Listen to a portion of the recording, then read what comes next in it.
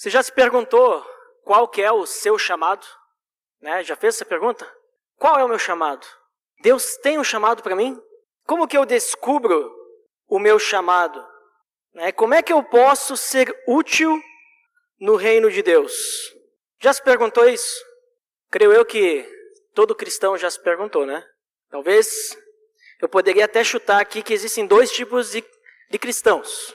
Aqueles que já se perguntaram isso e aqueles que já sabem a resposta. Se não daí eu acho que talvez é meio difícil a pessoa ser cristã, né? Tipo, ela é cristã, mas não quer se envolver, não quer ser útil, né? Então vamos ver o que Jesus fala para nós sobre essa questão de chamado, para a gente descobrir qual que é o grande chamado de todo cristão. Vamos abrir nossas Bíblias em Mateus, capítulo 28, último capítulo de Mateus. Vamos ler os versículos 19 e 20, os últimos versículos de Mateus. Talvez é um texto conhecido, chamado de A Grande Comissão. Mateus 28, versículos 19 e 20, diz o seguinte: Portanto, vão e façam discípulos de todas as nações, batizando-os em nome do Pai, do Filho e do Espírito Santo, ensinando-os a obedecer a tudo o que eu lhes ordenei. E eu estarei sempre com vocês até o fim dos tempos. Vamos orar? Pai amado, em nome do Teu Filho Jesus, te agradecemos pelo Teu amor, te agradecemos também porque o Senhor enviou o Seu Filho para nos salvar, para morrer naquela cruz, e Ele ressuscitou, Pai. E hoje nós temos o Espírito Santo para nos conduzir, Pai. Te agradecemos por isso e te pedimos direção, te pedimos sabedoria para entendermos essa passagem e também aplicarmos ela em nossas vidas. Em nome de Jesus que eu oro. Amém. Como eu disse, acho que esse texto é bem conhecido, né? Deve ser um texto conhecido de todo mundo. Ou, se não sabe de cor, já ouviu falar. Se daqui a pouco não sabia muito bem que estava aqui, alguém já deve ter comentado, já viu alguém comentando, né? E esse texto, como eu falei, até tem aqui um subtítulo, né? A Grande Comissão. Nesse momento aqui, Jesus, ele já tinha ressuscitado e ele está prestes a ascender aos céus. E aí ele deixa essa mensagem para os apóstolos. Algumas pessoas dizem que esse texto aqui, ele é só para os apóstolos.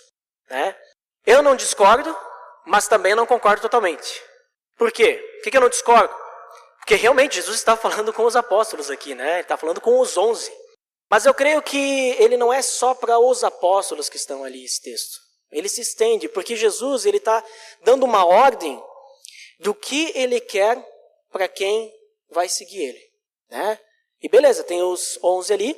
Mas se essa ordem fosse só para os apóstolos, no momento que aqueles 11 apóstolos tivessem morrido, ninguém mais precisa fazer isso. Né? Ninguém mais precisa fazer. Mas com Cristo não funciona assim. Com Cristo as coisas têm que, vamos dizer assim, um tem que passar para o outro. E assim vai. Que é exatamente o que ele fala aqui. Então creio eu que isso se adapta a nós, e é muito diferente o que Jesus está pedindo como o que, vamos dizer assim, era pedido na lei lá no Antigo Testamento. Que é uma mensagem de vão a todas as nações. No Antigo Testamento vão só para vocês. É só vocês são um povo escolhido, mas aqui é para todas as nações. Mas vamos dar uma lida de novo aqui no versículo 19. Vamos entender o que Jesus está falando. Portanto, vamos parar aqui. Vão. Significa que a gente não pode ficar parado, sentado, esperando virem. Mas a gente tem que ir. Eu já ouvi algumas pessoas comentar sobre isso, com uma interpretação que no original essa palavra poderia ser traduzida também com indo. Enquanto vocês estiverem indo, o que segue, Então, enquanto vocês estiverem na caminhada de vocês, e é bem interessante esse ponto, porque isso significa que a gente tem que fazer aquilo que Jesus pede a seguir, não só lá no ponto de destino, por exemplo, vou até aquele lugar para, então, fazer discípulos. Não, mas já no caminho eu já vou fazendo, ou seja, no meu trabalho eu faço discípulos, na minha casa eu faço discípulos, com os meus colegas eu faço discípulos, com os meus amigos, em qualquer lugar que eu estiver, quando for comprar algo, quando for vender algo, quando eu estiver respirando, eu faço discípulos. Porque às vezes a gente tem essa ideia, vão e façam discípulos, então eu não posso fazer discípulos aqui, eu tenho que ir em algum lugar. Né? Tem um lugar de fazer discípulos. Onde eu estou não é lugar. No meu trabalho não pode, porque eu tenho que ir para outra cidade, para outro país. Tenho que ir numa região onde lá é que eu vou fazer discípulos. Não, qualquer lugar. Né? Mas o vão aqui também nos serve, né? Porque a gente também vai para o trabalho, também a gente vai para casa, em qualquer lugar a gente está indo, né? Então vão com um propósito, né? É interessante o vão na tradução da NVI, porque você tem que ter propósito, você tem que ir com sempre essa mentalidade do quê? Que segue e façam discípulos, né? Façam discípulos, fazer pessoas que vão te seguir, fazer pessoas que vão seguir aquilo que tu segue, de todas as nações, não é só aqueles que eu acho que merecem, né? Como no Antigo Testamento, como os judeus, até mesmo no Novo Testamento, porque às vezes a gente acha que quando começa Mateus, acabou o Antigo Testamento. Na realidade não acabou. Né? Jesus mesmo, ele vive a lei. Ele vive o Antigo Testamento, né? Se a gente for analisar o que é a antiga aliança, e a partir de Cristo nós temos uma nova aliança. Então não são só para alguns, mas é para todos, para todas as nações. Não é só para judeu, mas é para gentil, para bárbaro, cita, para bento gonçalvense, pessoal aqui que mora no São Roque, porque eu digo que São Roque é uma cidade, né? Todo mundo do Ministério Jovem já sabe dessa história, que não realmente é história, só não está nos livros, né? Mas eu brinco que São Roque é uma cidade, então até mesmo o pessoal de São Roque, o pessoal aqui ao nosso redor, todos eles merecem, têm o direito e carecem da verdade do Evangelho. Né? Todos eles devem ouvir, então vão, façam discípulos de todas as nações. Essa é a ordem que Jesus nos dá, simples assim. Mas aí a gente poderia se perguntar, tá, mas e como é que eu faço um discípulo? E eu sei como é que eu vou, né? Eu sei como é que é ir. Né? Só eu sair caminhando e pronto, estou indo. Mas como é que eu faço discípulos? Aí Jesus ele nos deixa como é que se faz discípulos. Primeiro ponto de como que a gente faz um discípulo. Batizando-os em nome do Pai e do Filho e do Espírito Santo. Esse batizando, ele vem numa palavra que significa submergir, né? Mergulhar, afundar. Né? Ele tem essa ideia, e é a mesma ideia que a gente tem no nosso batismo. O batismo das águas, né? Que a gente faz aquele simbolismo, que a gente mergulha, né? Simbolizando a morte para a velha vida e o nascimento para uma nova vida. A gente está simbolizando, né? Esse mergulho. Por isso que é batismo. Em João Batista, né? Também tinha o batismo de João, que tinha também um simbolismo, né? Que você estava mergulhando na água, e aquela água aí iria te lavar, né? Mas ela não tinha poder nenhum de lavar, né? Quer dizer, lavar até lavava, né? Da sujeira externa, né? Do suor e tudo mais. Mas não lavava o pecado. Mas ela simbolizava, porque a gente estava dizendo lá que nós estávamos arrependidos, somos pecadores, né? No batismo de João Batista, e agora, então, estava lavando. Por isso que eles chamavam batismo de João. Depois Jesus fala do batismo dele. Paulo vai explicar melhor como que tem que ser o batismo depois de Cristo, né? Só que quando Jesus ele fala batizando-os em nome do Pai, do Filho e do Espírito Santo, ele não está dizendo, vocês têm que sair agora, né? Leva um balde, uma piscininha, e aí qualquer pessoa que vocês verem na rua, diz, deixa que eu tenho que te batizar aqui, ó. E aí tu está salvo. Não é isso que Jesus está falando. Né? Porque ele não está dizendo batizem nas águas, ele está dizendo batizando-os em nome do Pai, do Filho e do Espírito Santo. Né? Esse em, inclusive, é interessante porque a palavra utilizada ali, ela tem esse significado né? Dentro, né? Em nome do Pai. Quer dizer que a gente tem que estar, vamos dizer assim, entrar dentro, né? Do Pai, Filho e Espírito Santo. A gente tem que estar ali dentro, que nem a gente entrar numa família. A gente tem que entrar ali e fazer parte. A família vai estar ao nosso redor, vai estar nos abraçando, ela vai estar totalmente nos contendo, né? Então essa que é a ideia, de a gente mergulhar em nome do Pai, né? Dentro do nome do Pai, Filho e Espírito Santo. E aqui Mateus, ele faz questão de deixar todas as palavras de Jesus, porque Jesus, ele diz que precisa de toda a Trindade. Porque vai ser em nome do Pai, porque nós tenhamos Deus como Pai. Né? Ele agora é o nosso Pai. Agora nós nos tornamos filhos de Deus. Em nome do Filho, né? Porque é do Filho que nós recebemos os benefícios do sacrifício redentor de Jesus Cristo. Né? Então nós temos, no momento que a gente é adotado por Deus, nos tornamos filhos dele, nós também é através de Cristo que nós vamos receber o perdão dos pecados, o lavar regenerador, que é através do sangue dele que ele derramou na cruz. E em nome do Espírito Santo também, porque é através do Espírito Santo que nós recebemos o poder e também, obviamente, a presença do próprio Espírito Santo, que é quem vai nos conduzir nessa caminhada. Né? Então, nós nos convertemos, é Cristo quem nos justifica e o processo de santificação depois vai ser através do Espírito Santo, que vai estar ali o nosso conselheiro e também o nosso consolador. Então percebem que esse batizando-os em nome do Pai, do Filho e do Espírito Santo não é algo da noite para o dia. Requer relacionamento, tanto com a pessoa, tanto dessa pessoa com Deus, para ela poder cada vez mais mergulhar no Pai, no Filho e no Espírito Santo.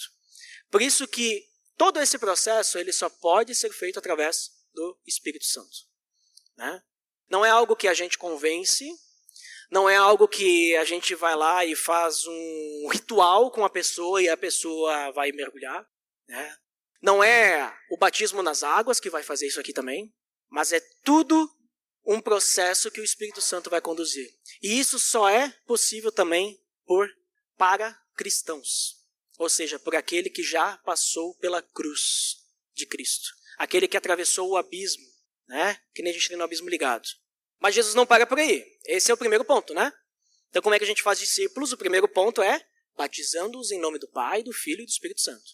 O segundo ponto, ensinando-os a obedecer a tudo o que eu lhes ordenei. Esse ensinando, ele vem de uma palavra grega que sabe o que ela significa? Significa ensinar, lecionar. Né? Então tem bem essa ideia de professor, né? De a gente realmente ensinar. Né? Não é um ensinando, talvez às vezes a gente gosta de criar coisas em cima da palavra, sabe? Trazer um significado e tudo mais. Né? Mas nesse ponto aqui, é específico isso. Ensinar. Mostrar para a pessoa, dar a direção. Vamos pegar a Bíblia aqui e vou te ensinar. Né? Vou te ensinar os caminhos do Senhor. Vou te ensinar como ser semelhante a Cristo. Simples assim. Então, basicamente, o que Jesus está nos dizendo aqui é que todo o novo cristão, ou seja, todo aquele recém-convertido, ele precisa de alguém, ou seja, até mesmo para se tornar cristão, né? Ele precisa primeiro que alguém vá e apresente o Evangelho.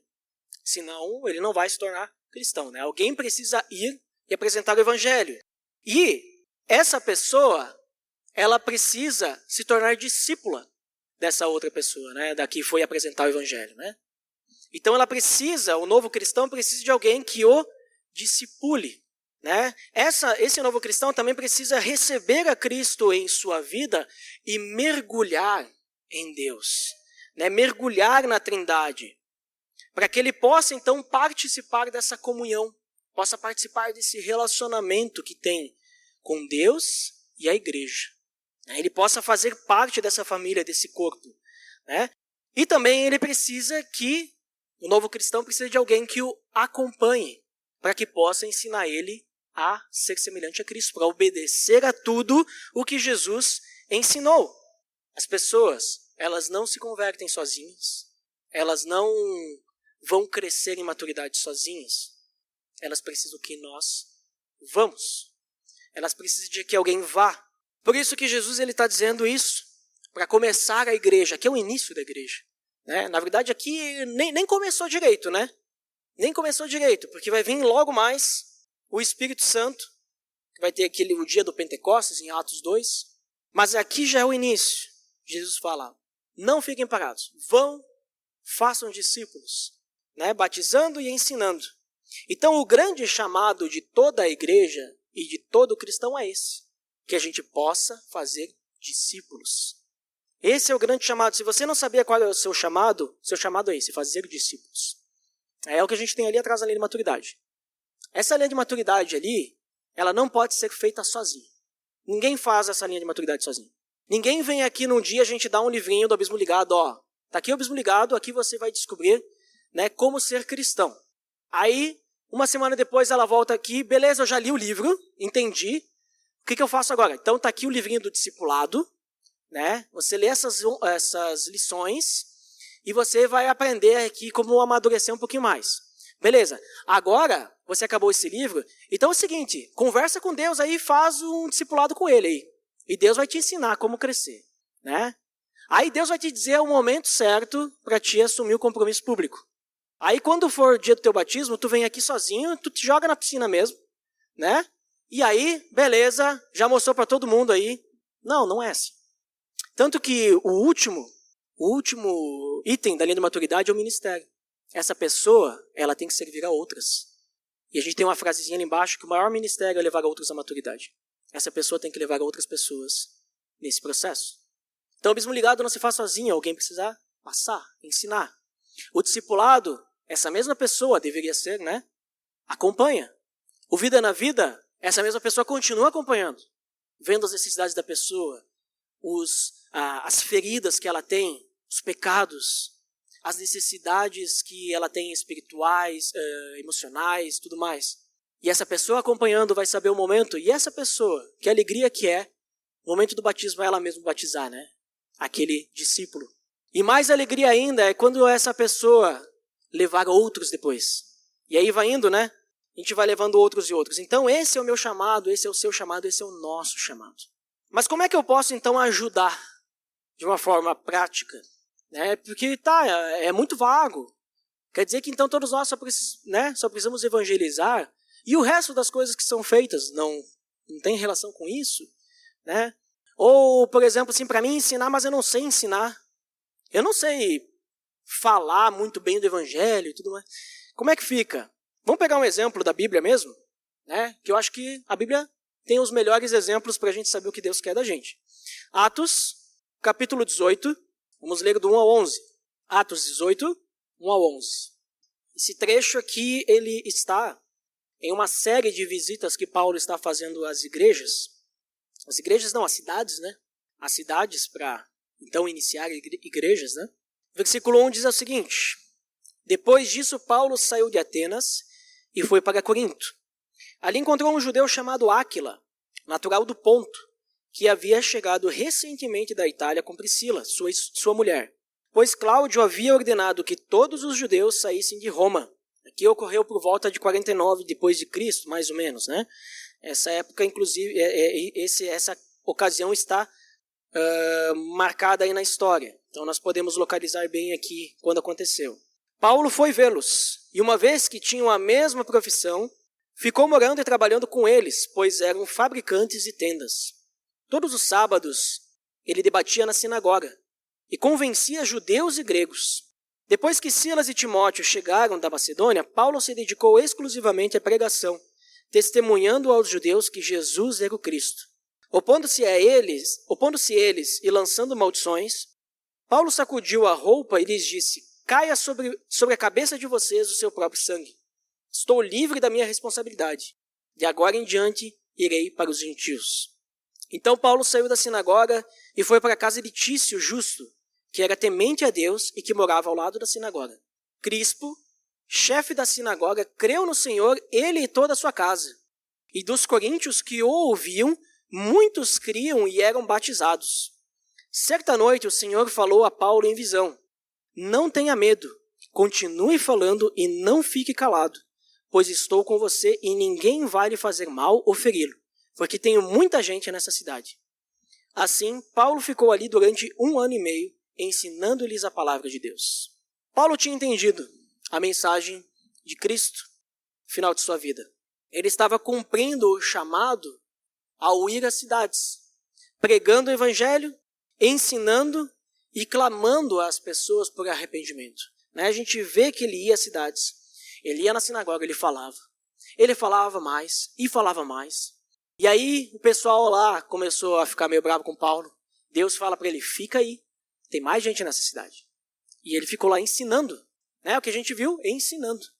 Então Paulo quando ele chega em Corinto, ele encontra um judeu chamado Áquila. Áquila e a sua esposa Priscila recebem Paulo e Paulo começa a andar junto com esse casal e eles desenvolvem um relacionamento íntimo, né? Muita amizade. A gente percebe isso porque em várias das suas cartas, Paulo, ele lembrava deles. Por exemplo, Romanos, né? Paulo vai enviar saudações a Priscila e Áquila, Romanos 16. 2 Timóteo 4 também, envio saudações a Áquila e Priscila. Então Paulo ele lembrava desse casal quando ele não estava mais com eles, porque foi um casal que primeiro acolheu Paulo e era um casal que Paulo discipulou. Né? Paulo estava junto deles. Pensa só, enquanto alguns, Paulo ia lá, se encontrava, conversava e tudo mais, Priscila e Áquila estavam trabalhando com Paulo, porque eles faziam tendas, né? E Paulo também era fazedor de tendas, ou seja, Paulo também tinha emprego, né? Às vezes a gente acha que para falar do evangelho, mas é que eu trabalho o dia todo, né? E aí de noite eu estou cansado, aí no final de semana estou cansado também. É difícil, né? Paulo trabalhava o dia inteiro, não sei, o Adelar ele começou a falar sobre 1 Tessalonicenses, né? Não sei se ele vai citar isso nos próximos estudos, mas Paulo, ele diz que ele se fadigava, né, pela igreja de Tessalônica. Ele trabalhava o dia inteiro. Chegava de noite, ele ia na casa de um discipular, ia na casa do outro, né, passar um abismo ligado, ia na casa do outro lá, conversar mais um pouquinho, tomar um café. Final de semana ele ia na sinagoga. Assim era Paulo, ele não parava. Paulo morreu por causa disso? De cansaço e tal? Não, morreu por causa que falava demais, né? Foi preso. Mas não fez nada de mal ele trabalhar o dia todo, ir para célula, grupo de relacionamento, ir para a igreja domingo e discipular outros, né? Então veja só, mas era Paulo, que diferença faz se era Paulo, né?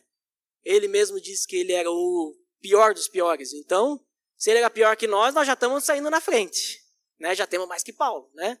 Mas se Paulo podia, nós também podemos. Essa história também, aquele tempo era outros tempos, também não funciona. Hoje a gente tem muito mais conforto, muito mais facilidade. Né? Hoje para a gente sair de um lado da cidade e até o outro, a gente pega o carro, se tiver, né? E vai muito rápido. Naquela época nem isso ele tinha. Então hoje é muito mais fácil, né? Mas também é muito mais fácil a gente deixar de fazer. Porque o conforto é tanto que a gente, não, eu estou cansado. Eu estou bem, quero um pouquinho de descanso. Mas vamos continuar aqui. Então, além de Priscila e Áquila, Paulo também atingiu outras pessoas aqui. Olha só. Tício Justo, né? Ele era temente a Deus. Morava ali do lado da sinagoga. Foi lá Paulo falar com ele. Tício Justo, para vocês terem uma ideia, ele era gentil. Ele é romano. Mas era temente a Deus. E Paulo ignorou ele? Não. Merece, né? Porque Jesus falou todas as nações. Foi lá falar com o Tício Justo. Falou com Crispo também, que era o chefe da sinagoga. Olha só, um cara importante, hein? Um respeitado líder. E o fato de Paulo ter evangelizado Crispo fez com que muitos que eram seguidores, provavelmente, né, desse líder da sinagoga, acabaram também acreditando em Paulo. Né? Os seguidores de Crispo começaram a seguir Jesus. Olha que alegria. Que importante isso, né? A gente vê até mesmo lá em 1 Coríntios que Paulo batizou esses dois caras aqui. Na verdade, 1 Coríntios capítulo 1 não vai falar do Tício Justo, mas muitos creem que o Gaio, se não me engano, o nome dele, é esse Tício Justo. Né? Mas a gente percebe durante todo esse relato, quando Paulo estava lá em Corinto, o legado que Paulo deixou. Né? O legado que ele deixa, porque não foram só alguns que se converteram, mas depois muitos vieram a se converter por causa desses alguns. Querem ver? Vamos continuar aqui no capítulo 18, mas vamos pular lá para o versículo 18 e versículo 19. Paulo permaneceu em Corinto por algum tempo. Depois, despediu-se dos irmãos e navegou para a Síria, acompanhado de Priscila e Áquila. Olha o discipulado, os caras vão até junto com Paulo. Vamos embora. Antes de embarcar, rapou a cabeça sem creia devido a um voto que havia feito. Chegaram a Éfeso, onde Paulo deixou Priscila e Áquila. Ele, porém, entrando na sinagoga, começou a debater com os judeus. Em Éfeso, quando eles chegam lá, Paulo deixa Priscila e Áquila lá. Depois, Paulo vai embora de Éfeso e Priscila e Áquila ficam lá em Éfeso. Eles se estabelecem lá. E vamos pular agora para o 24. Enquanto isso, um judeu chamado Apolo, natural de Alexandria, chegou a Éfeso. Lembra que Priscila e Áquila estão lá, né? Paulo já foi embora. Ele era homem culto e tinha grande conhecimento das Escrituras. Fora instruído no caminho do Senhor e com grande fervor falava e ensinava com exatidão acerca de Jesus, embora conhecesse apenas o batismo de João. Logo começou a falar corajosamente na sinagoga. Quando Priscila e Áquila o ouviram, convidaram-no para ir à sua casa e lhe explicaram com mais exatidão o caminho de Deus. Querendo ele ir para Acaia, os irmãos o encorajaram e escreveram aos discípulos que o recebesse. Ao chegar, ele auxiliou muitos os que pela graça haviam crido, pois refutava vigorosamente os judeus em debate público, provando pelas Escrituras que Jesus é o Cristo. Priscila e Áquila, eles permanecem lá em Éfeso para estabelecer um negócio, tá? E aparece um cidadão chamado Apolo. E esse homem, Apolo, ele era um homem eloquente, sabia usar as palavras, ele era conhecedor das Escrituras, né? Alguém que conhecia mesmo, né? Mas ele conhecia só a parte do batismo de João. Ele não compreendia toda a verdade cristã. Ele conhecia, vamos dizer assim, uma parte só. Ele sabia a história até a metade, né? Todo o resto ele não sabia. Então, o batismo de João, que até eu comentei um pouquinho antes, ele serviu para preparar o povo, para preparar Israel, né? Para a chegada do Messias, para Cristo, quando ele viesse, né, o povo estivesse preparado, né, arrependido de coração. E Apolo aceitou essa mensagem. Muito bom, é isso mesmo. Jesus é esse Messias que João Batista preparou. É Jesus mesmo, é esse cara aí, né? Ele é o Messias, não tenho dúvida disso. Mas ele não tinha entendido ainda todas as verdades cristãs básicas que a gente diz, né? Que Jesus, ele precisava morrer, a importância da morte de Jesus, o significado disso. Ele não entendia, não compreendia muito bem a ressurreição de Cristo, porque ele não falava sobre isso, né? Romanos a gente vê que Paulo fala que aquele que confessar com a sua boca que Jesus é Senhor e ressuscitou dentre os mortos, será salvo. Apolo, ele não tinha isso. Apolo estava só nos... Se vocês entenderem que Jesus é o Messias, se arrependerem dos pecados, vocês vão ser salvos. Né? Só tá pela metade. Ele não conhecia muito bem o ministério do Espírito Santo, né? Aquilo que, vamos dizer, estava encoberto. E aí Jesus, ele clarificou, deixou muito aberto, muito claro. E ele também não entendia a igreja como a nova testemunha de Deus, né? O novo povo que seria testemunha. Então Apolo, ele estava ali pela metade. E quem que ensinou e acompanhou Apolo? Foi Paulo, um cara aí que sabia tudo. Quem que ensinou Apolo? Quem que foi acompanhar ele? Priscila e Áquila, né? Esse casal aí. Um casal que estava lá, né? Ia na sinagoga, só ouvia. Não eram os que falavam, né? Creio eu que não eram pessoas eloquentes. Deviam ser pessoas simples, fazedoras de tenda. Eram empresários, pelo menos, né? A gente pode pensar, não, mas era importante. Não, mas eram pessoas simples. Mas eles conheciam o Evangelho. Eles sabiam passar desligados. Eles sabiam acompanhar. Eles amavam acompanhar pessoas, estar com pessoas. E trabalhavam todo dia também. Isso é importante a gente sempre lembrar, para não dar desculpa, né? Mas então Priscila e Áquila, quando eles veem Apolo, né? Falando um monte de baboseira lá na sinagoga. Falando coisa que, não, mas tá pela metade, não tá certo. O que eles fizeram? Ah, não. Sai daí. Tu não tá falando certo. Chama outro que sabe. Não fizeram isso, né? Ou então, saíram de lá, né? Aí foram lá falar com o vizinho. Não, mas aquele Apolo lá, não dá. Capaz de semana que vem tá lá falando as mesmas asneiras dele, né? Ou chegaram para Apolo e falaram assim, não, Apolo, tu não sabe nada, cara, tu não tem que falar aí. Tu não nasceu para isso, tu tá falando tudo errado. Vai estudar, depois tu volta a falar aqui, porque só tá atrapalhando a gente. Né? Em vez de ajudar, tá atrapalhando. O que Priscila e Áquila fizeram? Chegaram lá depois, né? É o que diz aqui a Bíblia. Logo depois, chegaram lá para Paulo. Apolo, seja bem-vindo. Bom te conhecer. Vem tomar um cafezinho lá em casa. Vamos conversar. Chegaram lá para Apolo. Apolo, sensacional o que tu está falando, mas tem muito mais. Né? Eu acho que tu não tá pela metade aí as coisas. Tem muito mais. Nós queremos te falar. do que Cristo realmente fez.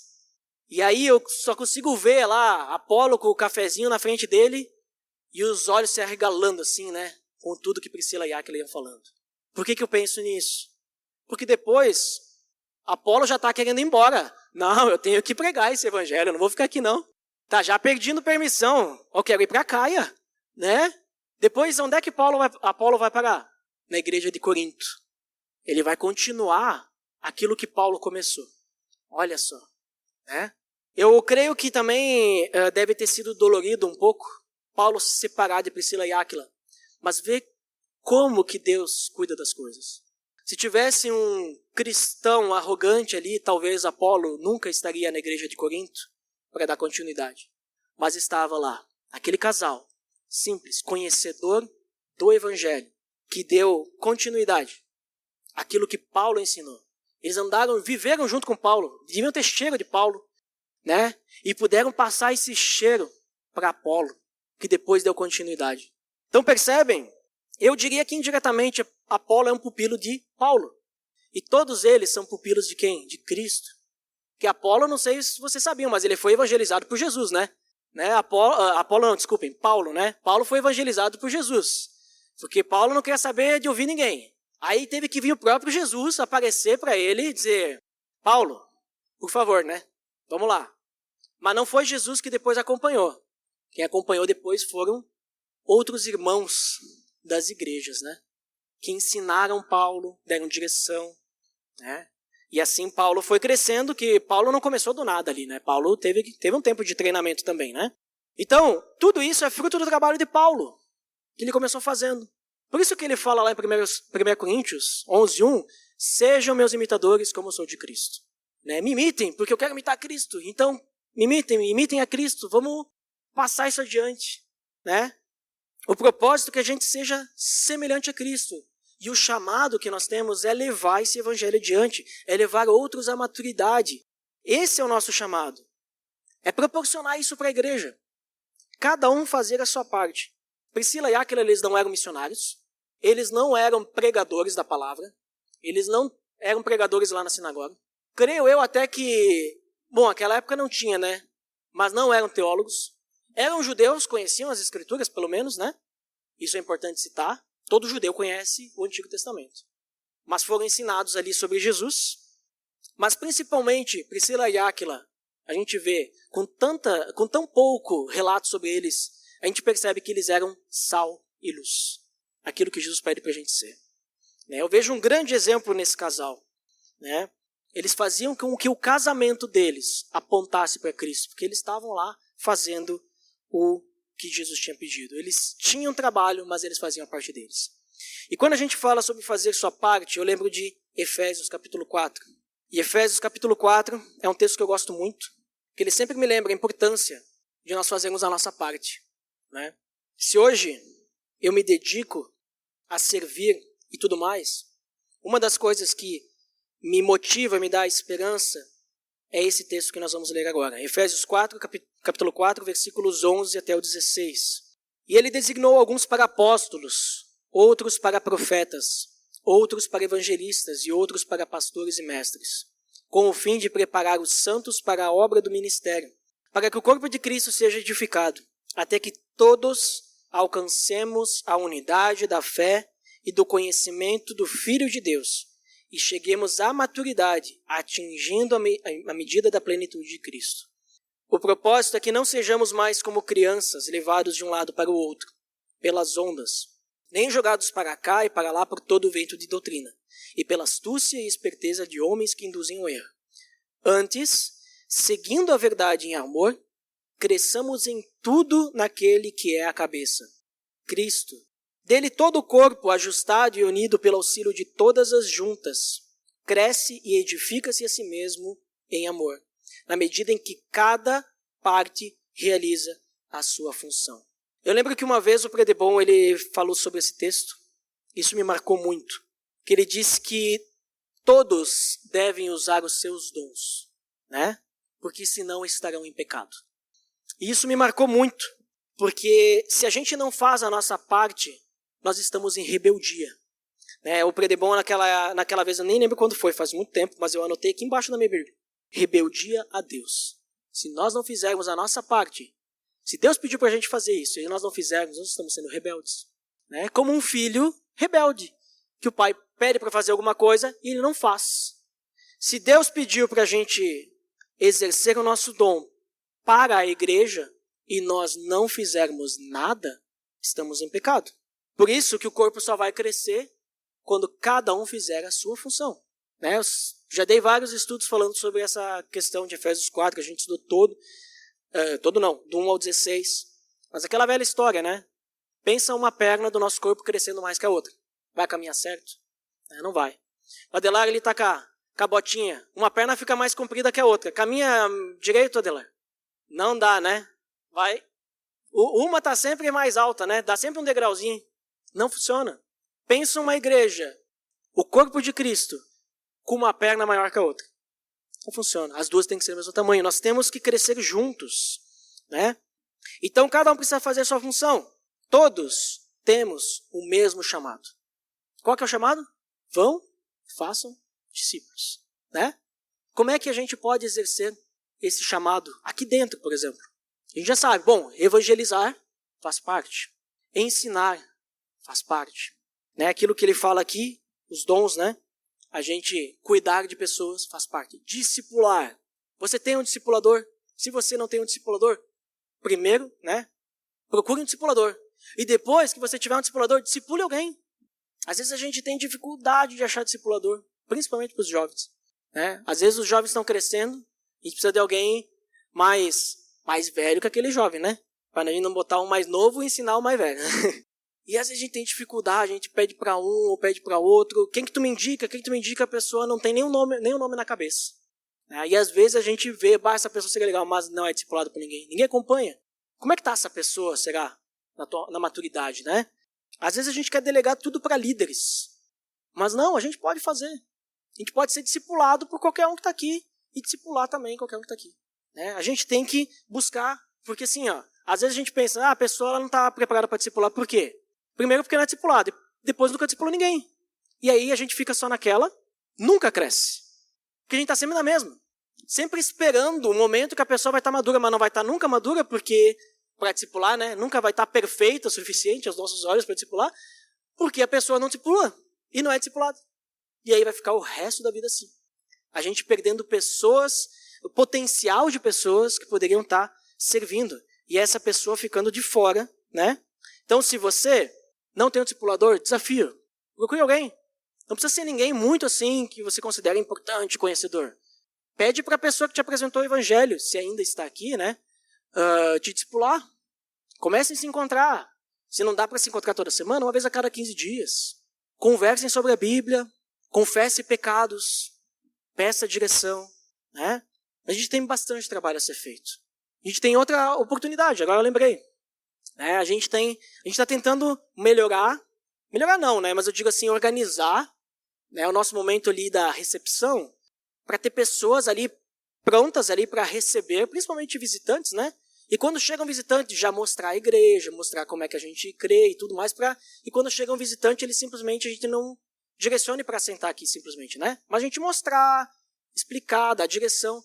E hoje a gente tem pouquíssimas pessoas, que estão compromissadas, vamos dizer assim, realmente, hoje eu vou estar ali na recepção. E aí fica difícil, porque a pessoa sozinha, fica complicado. Então, está ali a oportunidade. Só tem que chegar um pouquinho antes. E é pouquinho mesmo, não é nem que nem o pessoal do louvor aqui. O pessoal do louvor aqui chega pelo menos 2 horas antes. Eu, quando venho tocar, eu chego às 3 aqui. Então, eu estou sempre das 3 aqui até sair. Às vezes eu fecho junto com a Adelar. O Adelar é sempre o último a sair, Então, gente, 15, 20 minutos antes, não é nada. Então, coisa simples. E a gente simplesmente está ali para recepcionar. E não só visitante, mas até mesmo nós mesmos, Que alegria que é a gente chegar aqui e ter alguém para nos dar uma boa noite, uma boa tarde, E nos recepcionar bem. Que bom ver você aqui e tudo mais. A gente se sente bem, Quando alguém nos recebe bem. Então todos temos esse mesmo chamado. A diferença realmente de como nós vamos exercer esse chamado é como que nós vamos servir com os nossos dons. Como que nós vamos servir para que o corpo cresça, né? Que nem a gente leu. Para que o corpo cresça e até a medida da plenitude de Cristo. O nosso alvo está lá em cima, mas a gente tem o Espírito Santo, né? Impossível não é. Para Deus, nada é impossível. Para os homens pode ser impossível, mas para Deus não. Então vamos orar para que Deus possa nos dar força, coragem, nos ajudar a sair da zona de conforto, para realmente podermos servir o nosso vizinho, para nós servirmos aqui na igreja, para nós servirmos no nosso trabalho, mas nós realmente levarmos o evangelho adiante. Senhor, em nome do teu Filho Jesus, Pai, nos entregamos a Ti nessa noite, para que o Senhor possa nos preparar, nos dar coragem para levar o Teu Evangelho. A gente sabe que, como a gente cantou até hoje no início, há tantas vidas para salvar, Pai.